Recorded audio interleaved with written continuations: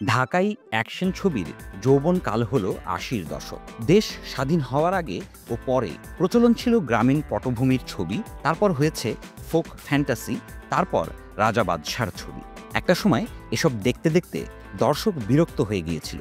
তাদের কাছে ওসব ছবি তখন পাঞ্ছে। ৮০-র দশকে একের পর এক অ্যাকশন ছবি নির্মাণ শুরু হলো। প্রায় সবই সুপারহিট। কিন্তু চাইলেই তো অ্যাকশন ছবি তৈরি হয়ে যায় না। এর জন্য চর্চা লাগে, অস্ত্রশস্ত্র লাগে, স্ট্যান্টম্যান লাগে, প্রশিক্ষক লাগে। ঢাকাই ছবিতে মডার্ন অ্যাকশন ছবির যুগ চলে এসেছিল দোস্ত দুশমন ছবির মাধ্যমে ১৯৭৭ সালে। পরের বছরই নির্মিত হয় এ জে মিন্টুর মিন্টু আমার নাম। দুটি ছবি মুম্বাইয়ের দুই ছবি শোলে ও জনি মেরা নামের অনুকরণে তৈরি হয়েছিল। সে অর্থে বলা যায় ৭০ দশকের শেষার্ধেই অ্যাকশন ছবির প্রেক্ষাপট তৈরি হয়ে গিয়েছিল। আর ৮০-র দশকে যখন ভিসিআর চলে এলো, তখন থেকে অ্যাকশন ছবির ঢল নামল। দোস্ত দুশমন ও মিন্টু আমার নাম দুটি ছবিরই নায়ক জসিম। জসিম মানে অ্যাকশন। চলচ্চিত্রে আসার আগে জসিম ছিলেন কুস্তিগির। মুক্তিযুদ্ধকালে কলকাতায় জসিম মার্শাল আর্ট ও ফাইটিংয়ের কিছু কৌশল শিখেছিলেন থাইল্যান্ডের এক ওস্তাদের কাছে। মিন্টু আমার নাম ছবির মাধ্যমেই বাংলাদেশে প্রথম রিভলভার, বন্দুক, স্টেনগানের ব্যবহার দেখানো হয়। সেই সময় ছিলেন নুরু নামে একজন, যা দেওয়া হতো তার হুবহু নকল সে বানিয়ে ফেলতে পারত।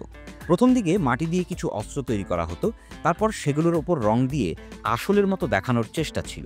পরের দিকে কাঠ, লোহা, স্টিলের পাত ব্যবহার করা হয়েছে। জসিম অ্যাকশনে আসার পর সিঙ্গাপুর থেকে কিছু অস্ত্র আনিয়েছিলেন। সেগুলো দেখতে একদম আসলের মতো ছিল। দেশের প্রথম ফাইটিং টিম গড়ে উঠেছিল জসিমের নেতৃত্বে। নাম ছিল জ্যাম্পস। ৪ জনের দলের অন্য ৩ জনের নাম এনামুল করিম আমান, মাহবুব খান গুই ও রুহুল আমিন বাবুল। ৪ জনের নামের আদ্যাক্ষর এবং শেষে এস যোগ করে তৈরি হয়েছিল জ্যাম্পস। এফডিসিতে জসিমকে ডাকা হতো ওস্তাদ বলে। আরমান ছিলেন জসিমের সহকারী। ১৯৭৭ সালে তিনি জসিমের সহকারী হন। তিনি ছিলেন জাদরেল স্ট্যান্টম্যান।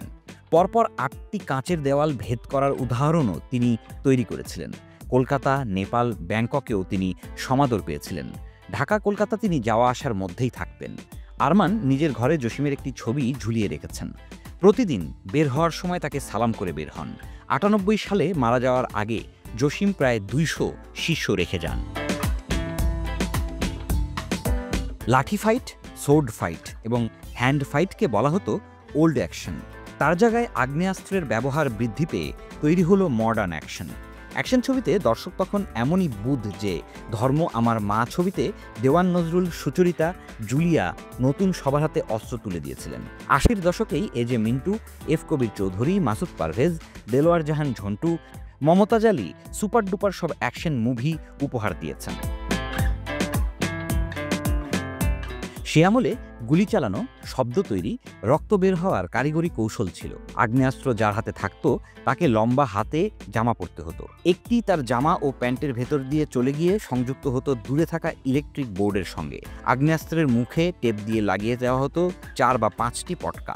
নায়ক বা নায়িকা গুলি ছোড়ার ভঙ্গি করার সঙ্গে সঙ্গে ফাইট ডিরেক্টরের একজন সহকারী বোর্ডে থাকা সুইচগুলোয় চাপ দিতেন এবং পটকা পরপর ফুটে গিয়ে ঢ্যাঁ ঢ্যাঁ ঢ্যাঁ আওয়াজ হতো। অন্যদিকে যার গায়ে গুলি লাগতো তার গায়েও পটকা জুড়ে দেওয়া হতো।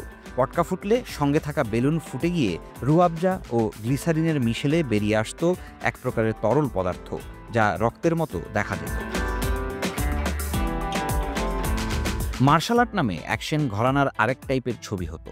এর শুরুটা হয়েছিল ১৯৮৪ সালে সোহেল রানার শরীফ বদমাশ দিয়ে। তবে পরিপূর্ণ একটি মার্শাল আর্ট ছবির কৃতিত্ব দিতে হয় লড়াকুকে। শহীদুল ইসলাম খোকন পরিচালিত এবং রুবেল অভিনীত ছবিটি নির্মিত হয় ১৯৮৬ সালে। এ ছবিতেই ঢাকার দর্শক ভালোভাবে চাইনিজ কুড়াল, সামুরাই ও নানচাকুর ব্যবহার দেখতে পেল। লড়াকুর পর থেকে শহীদুল ইসলাম খোকন যত ছবি করেছেন কোনোটাই ফ্লপ হয়নি। সবকটিতেই মার্শাল আর্ট ব্যবহৃত হয়েছে। মার্শাল আর্ট ভিত্তিক ছবির সাফল্যের জন্য ওস্তাদ জাহাঙ্গীর আলমের বড় ভূমিকা আছে। ওস্তাদ জাহাঙ্গীরের জন্ম উখিয়ায়, তবে প্রশিক্ষিত হয়েছেন বার্মায়। চট্টগ্রামে মাসুদ পারভেজ ওরফে সোহেল রানার নজরে পড়েন। মাসুদ পারভেজ তাকে নিয়ে আসেন এফডিসিতে। সোহেল রানা, রুবেল, ড্যানি সিডাক ইলিয়াস কোবরা সহ অনেকে তার কাছে প্রশিক্ষণ পেয়েছেন। শান্ত কেন মাস্তান ছবির ক্লাইম্যাক্স অ্যাকশনের শুটিং হয়েছিল ১৭ দিন ধরে, যার পর্দায় স্থায়িত্ব প্রায় ৭ মিনিট। রাজ্জাক, হুমায়ুন ফরিদি, মিশা সওদাগর, মান্না, শাহনাজ সহ ২৫ জন আর্টিস্ট এতে অংশ নিয়েছিলেন। গান ফাইট, সোর্ড ফাইট আর শেষে হ্যান্ড টু হ্যান্ড কমব্যাটও ছিল।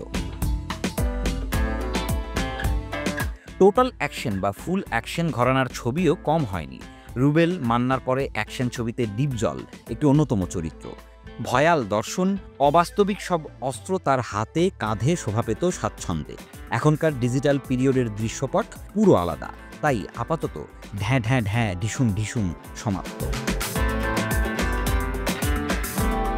News desk, Dhaka express.